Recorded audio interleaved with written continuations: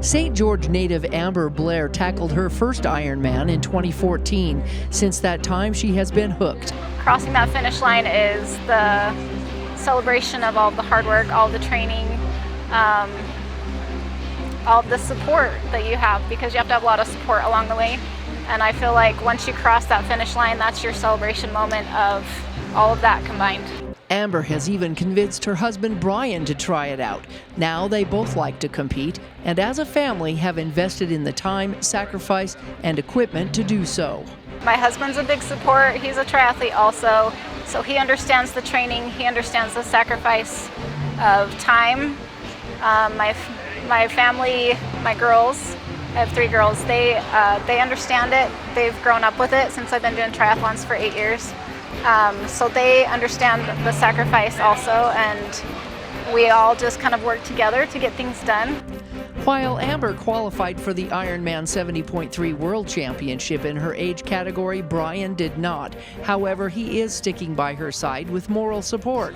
Amber said each race is all about adaptability, and so far she's finished every race. You have to be prepared for anything to come in your day: flat tires, headwinds, a rough swim, or a later start than you expected.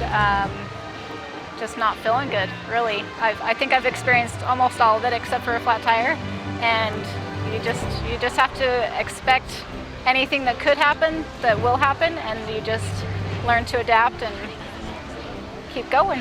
While other athletes travel here from all over the world, Amber has some advantages to living in St. George. I know the course inside and out, and yeah, I get to go home and sleep in my own bed. While the race is designed to allow athletes to compete in their age groups, the competition is getting better for some who are aging.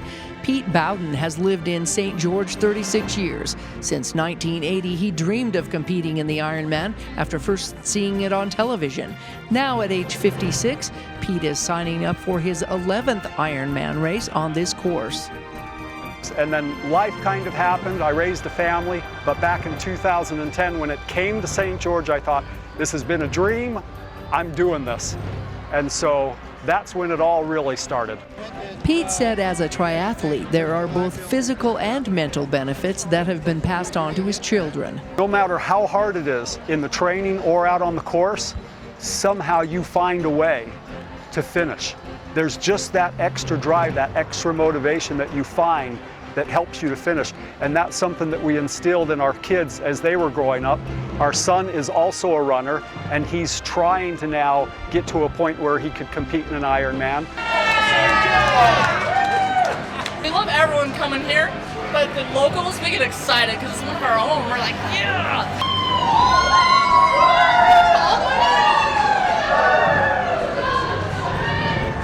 Like Amber inspired her husband, Jeff Monson inspired his wife Heidi to try her first race. She is also a volunteer. She was kind of the same type of path where she was watching people do it. Then she slowly got into it and then worked her way up to this last year doing her first half-distance Ironman. At age 46, Monson, who's also been competing since 2014, says he definitely hasn't hit his peak yet. And I've done these locals ever since, except for 1 year I was injured, and I've just been getting better and faster. Even though I've been getting older, I've been getting better at it. Jeff has 5 children, ages 21 to 11, that are also athletically inclined. A Utah native, he believes this race becomes somewhat of a lifestyle. There's an infectious energy when you're around the Ironman village, when you're around triathletes, the Ironman events. There's just an energy about it. It's really contagious. It just keeps drawing people in.